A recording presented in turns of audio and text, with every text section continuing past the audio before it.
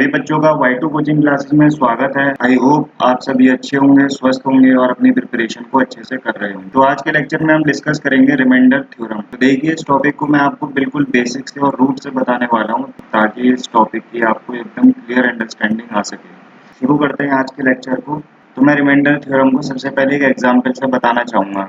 मैं यहाँ पे डायरेक्ट स्टेटमेंट नहीं दे रहा, क्योंकि अगर मैं यहाँ पे डायरेक्ट स्टेटमेंट दूंगा तो आप इसे समझ नहीं पाएंगे। तो इसीलिए मैं आपको इसे एक छोटे सा एग्जाम्पल को समझाऊंगा और एक दो एग्जाम्पल देने के बाद आप इस रिमाइंडर थ्योरम को ऑटोमेटिकली समझ जाएंगे। तो देखिए, सबसे पहले मैं एक एग्जाम्पल ले लेता हूँ। यहाँ पे सपोज मैं क्या कर रहा हूँ, यहाँ पे मैं 16 को 5 से डिवाइड कर रहा हूँ। तो देखिए, 5 से डिवाइड करने पे ये कितने पे डिवाइड होगा, 5 3 से 15 और रिमाइंडर आएगा मेरे पास 1। ओके, तो देखिए यहाँ पे ये हो गया मेरा डिवाइजर, इसे बोलते हैं डिवाइजर, इसे बोलते हैं क्वोशिएंट। ये 16 जो है इसे बोलते हैं हम डिविडेंड, और ये जो होता है ये होता है हमारा रिमाइंडर। ओके, तो देखिए अब मैं इसको इस फॉर्म में लिख सकता हूँ, 16 is equal to 5 into 3 plus 1। मैंने इसको इस फॉर्म में लिख दिया। अब देखिए यहाँ पे जो हमारा रिमाइंडर है, रिमाइंडर वो हमेशा जो है डिवाइजर से कम आएगा। यानी कि जो हमारा रिमाइंडर क्या है, यहाँ पे 1 है, ये हमेशा जो है 5 से कम आने वाला है।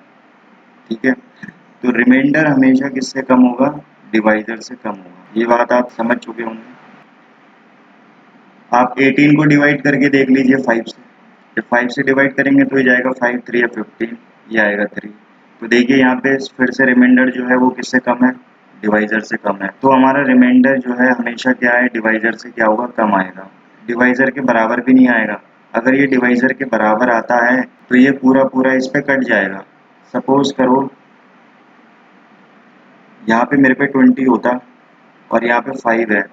अगर मैं इसको डिवाइड करता हूँ 5 3 या 15 पे, ठीक है, अगर सपोज करो मैं 5 3 या 15 और ये 5 आ जाता है, तो देखिए यहाँ पे 5 आ ही नहीं सकता, क्योंकि ये जो है इस पे पूरा पूरा जाएगा। तो यहाँ पे कभी भी क्या है, 5 नहीं आएगा, इक्वल भी नहीं हो सकता कभी। ठीक है, तो डिवाइजर के बराबर भी नहीं होगा। जो रिमाइंडर होगा हमेशा जो है डिवाइजर से क्या होगा, कम होगा। तो ये बात जान लीजिए आप यहाँ पे। तो देखिए इसी चीज को यहाँ पे हम पॉलिनोमियल की फॉर्म में पढ़ते हैं। ये जो हमने पढ़ा है इसको पॉलिनोमियल की फॉर्म में पढ़ते हैं। तो देखिए यहाँ पे ये हो गया मेरा डिवाइजर, डिवाइजर, और इसे मैं रिप्रेजेंट करूंगा gx से। ये हो गया मेरा क्वोशिएंट, क्वोशिएंट, इसे मैं रिप्रेजेंट करूंगा qx से। और ये देखिए जिसे मैं डिवाइड कर रहा हूँ इसे बोलते हैं डिविडेंड, और इसे मैं रिप्रेजेंट करूंगा px से। सेम उसी तरीके से ये मेरा क्या हो गया, रिमाइंडर। सही है, तो मैं इसे रिप्रेजेंट करूंगा rx। तो देखिए मैं इसको भी इस फॉर्म में लिख सकता हूँ, सिंपल, px बराबर gx multiply qx plus rx। तो अब देखिए यहाँ पे जैसे मैंने आपको बताया रिमाइंडर हमेशा किससे कम होगा, डिवाइजर से कम होगा। सेम यहाँ पे देखिए, तो मैं यहाँ पे डिग्री की बात करूंगा। तो जो रिमाइंडर की डिग्री होगी, degree of remainder, degree of R X will always less than degree of divisor. ठीक है, ये बात आप ध्यान में रखना हमेशा। और जो यहाँ पे हम डिवाइड करेंगे किसी भी पॉलिनोमियल को, सपोज मैं px को यहाँ पे डिवाइड कर रहा हूँ, तो यहाँ पे जो px की डिग्री है, degree of px will always greater than equal to degree of gx। I hope इतनी बात आप समझ चुके होंगे। तो देखिए यहाँ पे मैंने क्या किया, कोई पॉलिनोमियल था मेरे पास px, यह है मेरा 3x square plus x minus 1। मैंने इसको किससे डिवाइड किया, x प्लस 1 से डिवाइड किया। ठीक है, x प्लस 1 से डिवाइड करने पे मेरे पे रिमाइंडर आया 1। बट मैंने जो यहाँ पे यूज किया है वो लॉन्ग डिवीजन मेथड यूज किया है। इतना सब डिवाइड करने के पास मेरे पे रिमाइंडर आया 1। तो देखिए यहीं पे रिमाइंडर थ्योरम का रोल आता है कि आप बड़ी आसानी से इस रिमाइंडर को इजीली कैलकुलेट कर सकते हैं, आपको इतने लंबे प्रोसेस से जाना नहीं पड़ेगा। तो नेक्स्ट स्टेप में देखिए कि हम इस रिमाइंडर 1 को बड़ी आसानी से कैसे फाइंड आउट कर सकते हैं। तो सबसे पहले देखिए आप रिलेशन देखिए px एंड rx में, px और rx में, यानी कि जो हमारा डिविडेंड है और जो हमारा रिमाइंडर है इनके बीच में एक रिलेशन है, वो देखिए आप। देखो हमें जो पॉलिनोमियल दिया है वो दिया हुआ है 3x² प्लस x माइनस 1। ठीक है, हम ये फाइंड आउट करेंगे कि इन दोनों के बीच में रिलेशन क्या है, px और रिमाइंडर के बीच में। तो देखिए जैसे मैं यहाँ पे x की वैल्यू को -1 रख देता हूँ, x की वैल्यू को अगर मैं -1 रख देता हूँ तो देखिए मेरे पास क्या आने वाला है, यहाँ पे पुट कर दीजिए इसे। ये आ जाएगा मेरे पास 3 -1 यानी कि मेरे पे आ गया 1। तो देखो ये मेरे पे रिमाइंडर आ गया, ये वाला आ गया, यानी कि x की -1 वैल्यू पे मुझे रिमाइंडर मिल रहा है 1, जो कि लॉन्ग डिवीजन मेथड के थ्रू मिल रहा था, है ना।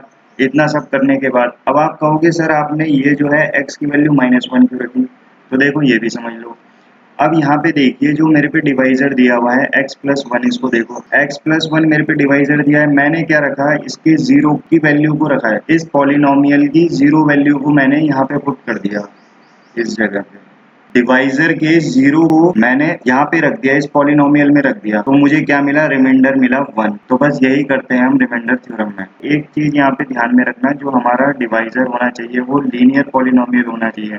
लीनियर पॉलिनोमियल का मतलब होता है x की पावर जो है वो मैक्सिमम 1 होनी चाहिए, मतलब उसकी डिग्री 1 होनी चाहिए, degree should be 1 for linear polynomial. देखिए इसके 0 को रखिए आप, इसका 0 हो जाएगा -1, यानी कि जो डिवाइजर का 0 है -1, इसको मैं यहाँ पुट कर दूंगा पॉलिनोमियल में, तो मेरे को रिमाइंडर 1 मिल जाएगा। तो बस यही करते हैं हम रिमाइंडर थ्योरम में। तो देखिए नेक्स्ट प्रॉब्लम को मैं ऐसे ही समझाता हूँ। देखिए नेक्स्ट प्रॉब्लम को और देखते हैं, यहाँ से आपको और क्लैरिटी मिलेगी। तो सपोज मेरे पे एक प्रॉब्लम और है, यहाँ पे देखिए पॉलिनोमियल दिया हुआ है ये x³ + 1, इसको अगर मैं x+1 से डिवाइड करता हूँ तो मेरे को रिमाइंडर यहाँ पे 0 मिल रहा है। तो देखिए इतना लंबा लॉन्ग डिवीजन करने के बाद मुझे ये रिमाइंडर 0 मिला है। तो मैंने अभी आपको बताया कि कोई पॉलिनोमियल है px बराबर x³ + 1। ये देखो रिमाइंडर 0 कब देगा, ये रिमाइंडर 0 देगा जब हम डिवाइजर के 0 को इसमें पुट कर देते हैं। तो डिवाइजर का 0 क्या होगा, सिंपल डिवाइजर का 0 क्या है, इसे 0 के बराबर रख दो, यहाँ पे इसका वैल्यू हो जाएगा -1। अब आप इस -1 की वैल्यू को उठा के यहाँ पे रख दो, तो जो यहाँ पे आपको वैल्यू मिलेगी वो सीधा सीधा आपको रिमाइंडर मिलने वाला है। तो यहाँ पे रख दीजिए आप -1³ + 1, तो ये कितना हो जाएगा 1, और ये हो जाएगा -1 सॉरी +1, और ये आ गया 0। तो देखिए फिर से 0 मिल गया। ये होती है हमारी रिमाइंडर थ्योरम, बड़ी आसानी से हम रिमाइंडर कैलकुलेट कर सकते हैं। एक और प्रॉब्लम देखिए, नेक्स्ट प्रॉब्लम बड़ी आसानी से समझ जाएंगे आप। अब देखो एक प्रॉब्लम और है हमारे पास, हमें पॉलिनोमियल दिया हुआ है px बराबर 3x4 - 4x³ -3x - 1। ठीक है, अब यहाँ पे देखिए इसको मैं डिवाइड कर रहा हूँ x-1 से, तो मेरे को रिमाइंडर मिल रहा है यहाँ पे -5। ठीक है, तो सेम देखिए हमें क्या करना है, इतना लंबा डिवीजन करने के बाद हमें -5 मिला है, जो मैंने अभी आपको कंसेप्ट बताया उसके थ्रू आप बड़ी आसानी से निकाल सकते हैं -5। आपको क्या करना है, सिर्फ ये जो डिवाइजर है इसके 0 को पुट करना है, इसका 0 क्या है मेरे पास, इसका 0 हो गया 1, बस इसके 0 को यहाँ पे पुट कर दीजिए और आपको रिमाइंडर मिल जाएगा। तो देखिए ये हो जाएगा तुम्हारा t बराबर 1, इसको पुट कर दीजिए तो ये आएगा 3 1 की पावर 4 माइनस 4 1 का क्यूब माइनस 3 1 -1। तो ये हो जाएगा 3 -4 -3 -1। तो ये कितना आएगा मेरे पास 4 3 7 -8 -5 आ जाएगा। तो देखिए सेम रिमाइंडर है। तो इस कंसेप्ट के थ्रू मैंने देखिए बड़ी आसानी से क्या निकाल दिया, -5 निकाल दिया, जो कि हमें इतने बड़े लॉन्ग डिवीजन के बाद मिल रहा था। तो बस यही है रिमाइंडर थ्योरम। अब आप समझ गए होंगे अच्छी तरीके से कि रिमाइंडर थ्योरम का यूज़ क्या है। रिमाइंडर थ्योरम का ये यूज़ है कि हम बड़ी आसानी से रिमाइंडर को कैलकुलेट कर सकते हैं। तो देखिए इसकी पहली कंडीशन क्या है, यहाँ पे कंडीशन भी देख लीजिए हाथ के हाथ। कंडीशन यहाँ पे यह है, जो हमारा डिवाइजर होना चाहिए जो हमारा डिवाइजर होना चाहिए वो लीनियर पॉलिनोमियल होना चाहिए, लीनियर पॉलिनोमियल। यानी लीनियर पॉलिनोमियल का मतलब होता है उसकी जो डिग्री है वो 1 होनी चाहिए, यानी maximum power of x, maximum power of x should be 1, should be 1। ठीक है, तो देखिए जितने भी क्वेश्चन हमने किए वहाँ पे एक बार देख लेते हैं कि डिवाइजर की पावर 1 है या नहीं है। तो देखिए यहाँ पे जो डिवाइजर है मेरे पे x-1, तो डिवाइजर की मैक्सिमम पावर x की पावर क्या है यहाँ पे 1। ठीक है, इससे पिछले वाले क्वेश्चन में देखिए, इससे पिछले वाले क्वेश्चन में भी यहाँ पे क्या था, x की पावर मैक्सिमम कितनी है 1। ठीक है, इससे पिछले वाले क्वेश्चन में देखिए यहाँ पे भी देखिए ये x की पावर यहाँ पे मैक्सिमम कितनी है 1। तो सारे के सारे पॉलिनोमियल्स में x की पावर 1 थी, यानी जो हम ये कर रहे थे अभी तक प्रोसेस, ये उसी के लिए वैलिड है जहाँ पे हमारा x की पावर जो होगा 1 होगा, यानी कि डिवाइजर हमारा लीनियर पॉलिनोमियल होगा। आई होप ये आपको समझ में आ गया होगा। अब चलते हैं अपनी स्लाइड पे। तो देखिए यहाँ पे थे हम, तो एक बार देख लेते हैं इस रिमाइंडर थ्योरम को कि इसका स्टेटमेंट क्या है। थोड़ा सा स्टेटमेंट देख लीजिए, ये अब आपको बड़ा इजी लगेगा। तो देखिए क्या बोलता है, let P X be any polynomial. तो पी एक्स क्या था हमारा, ये डिविडेंड है ना, डिविडेंड को क्या बोला था मैंने, P X. Be any polynomial of degree greater than और इक्वल टू 1।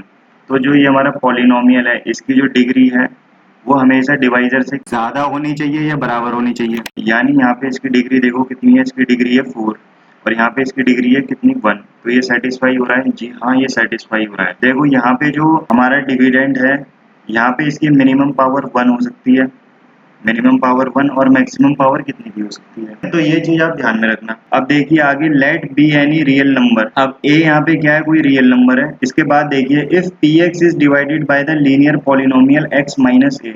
इस लाइन को जरा ध्यान से देखना, ये मैं ऑलरेडी बता चुका हूँ। px यानी हमारा जो डिविडेंड है, अगर हम इसे लीनियर पॉलिनोमियल से डिवाइड करते हैं यानी x माइनस a से, तो देखिए ये जो हमारा क्या है, लीनियर पॉलिनोमियल है x माइनस ए, और a क्या हो सकता है हमारा, कोई भी रियल नंबर हो सकता है। ठीक है, क्या हो सकता है, कोई भी real number. Then remainder is P A, remainder is P A. तो यहाँ पे देखिए, यहाँ पे इस जगह पे ये क्या था हमारा रिमाइंडर, हमने क्या किया था, पी ए माने x की वैल्यू को डायरेक्ट यहाँ पे पुट कर दिया था। तो सेम यहाँ पे यही किया जाता है, x की वैल्यू को आप a के बराबर पुट करेंगे जैसे ही, यानी जिस पे हमारा डिवाइजर जो है, जिस पे हमारा डिवाइजर 0 देता है वो वैल्यू को हम यहाँ पे पुट कर देता है इस पे, यहाँ पे है ना। तो यहाँ पे जो वैल्यू मिलेगी हमें रिमाइंडर की मिलेगी। तो ये जो होता है ना हमारा, ये क्या देता है, रिमाइंडर देता है। तो यही लिखा है, पी ए क्या होता है हमारा, remainder. P A should be this, और पी ए क्या था हमारा यहाँ पे 1। तो ये स्टेटमेंट यही बोलता है। तो देखिए इस स्टेटमेंट को एक बार लिख लीजिए। तो ये स्टेटमेंट हो गया तुम्हारा, पी एक्स बराबर जी एक्स मतलब हो गया डिवाइजर, और क्यू एक्स मतलब हो गया क्वोशिएंट, और प्लस यहाँ पे हो गया रिमाइंडर आर एक्स। तो ये तो हो गया इसका स्टेटमेंट। अब देखिए अगर आप इसे प्रूफ करना चाहें तो प्रूफ इसका क्या है, इसका प्रूफ सिंपल है। अब देखिए यहाँ पे जो ये पी एक्स है, इसे मैं पी एक्स लिख देता हूँ। जी एक्स मेरे पे क्या है, कोई भी लीनियर पॉलिनोमियल होना चाहिए। कंडीशन मैंने आपको स्टार्टिंग में बताई थी, लीनियर पॉलिनोमियल एक्स माइनस ए कोई भी रियल नंबर हो सकता है यहाँ पे। क्वोशिएंट हो गया मेरा क्यू एक्स, और यहाँ पे आर एक्स हो गया। अब आप इसे देखिए, यहाँ पे क्या है हमारा जो रिमाइंडर है ये आर एक्स। सबसे पहले इसको देखिए, लीनियर पॉलिनोमियल है, यहाँ पे डिग्री इसकी 1 है। तो मैंने आपको बताया था कि जो रिमाइंडर होगा हमारा, इसकी डिग्री कितनी है 1, यहाँ पे लिख देता हूँ, इसकी डिग्री है 1। तो जो रिमाइंडर आएगा हमारा, उसकी डिग्री क्या होगी, हमेशा 1 से कम होगी। यानी इसकी जो डिग्री है, इसकी डिग्री 1 से कम होगी, यानी x की पावर 1 से कम होगी, यानी कि इसकी डिग्री होगी 0। तो ये मेरे पे एक कांस्टेंट आने वाला है ना, कांस्टेंट नंबर आने वाला है। कांस्टेंट नंबर मैंने इसे सपोज कर लिया r आने वाला है मेरे पास। ठीक है, अब यहाँ देखिए, अब हम क्या करते हैं, यहाँ पे सिंपल हम रिमाइंडर निकालने के लिए x की वैल्यू यहाँ पे इसके 0 को पुट करते हैं, और इसका 0 क्या है मेरे पास, a, डिवाइजर का 0 है a, तो x की वैल्यू को a पुट कर दीजिए, इसे a माइनस a लिख दीजिए, और ये हो गया हमारा क्वोशिएंट x। और ये हम कब करते हैं, जब x की वैल्यू को किसके बराबर रख देंगे, a के बराबर रख देंगे, है ना। इसका मतलब ये हो गया तुम्हारा पी ए, और ये क्या हो जाएगा तुम्हारा 0, और ये हो जाएगा प्लस के आर। तो यहाँ से देखिए ये मेरे पास क्या आ गया, सिंपल ये आ गया पी ए बराबर आर। और यही इसका प्रूफ है। अगर px पॉलिनोमियल में x की वैल्यू को, यानी डिवाइजर जिस पे 0 होता है, इसकी वैल्यू को आप पॉलिनोमियल में रख दोगे तो हमें सीधा सीधा रिमाइंडर मिल जाएगा। आई होप आपको ये अच्छे से समझ में आ गया होगा। ये मैंने पूरा का पूरा इसको खोल के आपको बता दिया है। आई होप ये आपको समझ में आ गया होगा कम्प्लीटली, इसमें कोई भी डाउट नहीं रह गया होगा। तो आगे हम क्वेश्चन को देख लेते हैं, इसकी एक्सरसाइज। तो देखिए, find the remainder when this polynomial is divided by x-1। अब देखिए, रिमाइंडर निकालना है तो हम डायरेक्ट इसमें रिमाइंडर थ्योरम लगा देंगे। तो रिमाइंडर थ्योरम लगाएंगे तो ये हमें डिवाइजर दिया हुआ है। अब मुझे पता है इसके 0 को मुझे यहाँ पुट करना है तो मुझे रिमाइंडर मिल जाएगा। तो इसका 0 क्या होगा, इसका 0 इसके 0 के बराबर रख दो तो x की वैल्यू होगी 1। ये इसका 0 हो गया। अब इसको मैं क्या करूँगा, सीधा यहाँ पुट कर दूंगा और मुझे रिमाइंडर मिल जाएगा। तो देखिए, मेरे पास पॉलिनोमियल था px बराबर x की power 4 plus x cube minus 2x square plus x plus 1। तो यहाँ पे रख दीजिए आप x की वैल्यू को 1 रख दीजिए। तो ये हो जाएगा 1 की पावर 4 प्लस 1 का क्यूब माइनस 2 1 का स्क्वायर प्लस 1 प्लस 1। तो देखिए, ये हो गया मेरे पास 1 1 1 प्लस 1 2 हो गया, माइनस ये आ गया 2, ये आ गया प्लस 1 प्लस 1। ये कैंसिल होगा, ये आ गया मेरे पे 2। तो रिमाइंडर इसका सिंपल क्या आ गया 2, है ना, बड़ा आसान। अब देखिए, नेक्स्ट क्वेश्चन करते हैं। Check whether the polynomial this is a multiple of this. Multiple का मतलब सिंपल है, ये इससे डिवाइड होगा या नहीं होगा, तो मुझे ये चेक करना है। तो देखिए, चेक करने के लिए सिंपल वही करूंगा, इसके 0 को मैं क्या करूंगा, यहाँ पुट करूंगा। ठीक है, अगर मुझे रिमाइंडर 0 मिल गया तो ये इसका मल्टीपल होगा। अगर इसका रिमाइंडर 0 नहीं आया तो ये इसका मल्टीपल नहीं होगा, सिंपल। तो देखिए, इसका जो 0 है वो कैलकुलेट कर लीजिए आप, इसको 0 के बराबर रख दीजिए। यहाँ पे t आ जाएगा -1/2। अब इसको मैं यहाँ पुट कर दूंगा, तो q की वैल्यू को आप रख दीजिए t माइनस हाफ, और ये हो जाएगा तुम्हारा 4 माइनस हाफ का क्यूब प्लस 4 माइनस के हाफ का स्क्वायर माइनस हाफ, और ये आ जाएगा माइनस की 1। तो इसे आप सॉल्व कर लीजिए। अब ये हो गया 4 और ये हो जाएगा मेरा माइनस के अपॉन में आएगा 8, और ये हो जाएगा प्लस के 4/4 प्लस के हाफ और माइनस के 1। तो देखिए, ये क्या आने वाला है, ये तो हो गया मेरे पे सिंपल 4 1 जा 4, और ये हो जाएगा माइनस के हाफ प्लस के 1 प्लस के हाफ माइनस के 1। तो माइनस के 1 से माइनस के 1 कैंसिल, हाफ से हाफ कैंसिल, ये आ गया 0। तो देखो, रिमाइंडर आ गया 0।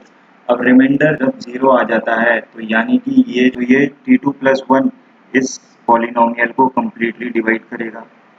ठीक है, जब भी रिमाइंडर हमारा 0 है, इसका मतलब जो भी पॉलिनोमियल होगा वो कम्प्लीटली डिवाइड होगा अपने डिवाइजर से। चलते हैं नेक्स्ट क्वेश्चन पे। अब देखिए, यहाँ पे आपको क्या करना है, find the remainder when x cube plus 3x square plus 3x plus 1 is divided by. अगर देखो, इसे डिवाइड करेंगे तो रिमाइंडर क्या मिलेगा, तो मैं क्या करूँगा, यहाँ पे इसका जो 0 होगा, यानी x प्लस 1 बराबर 0, x की वैल्यू -1।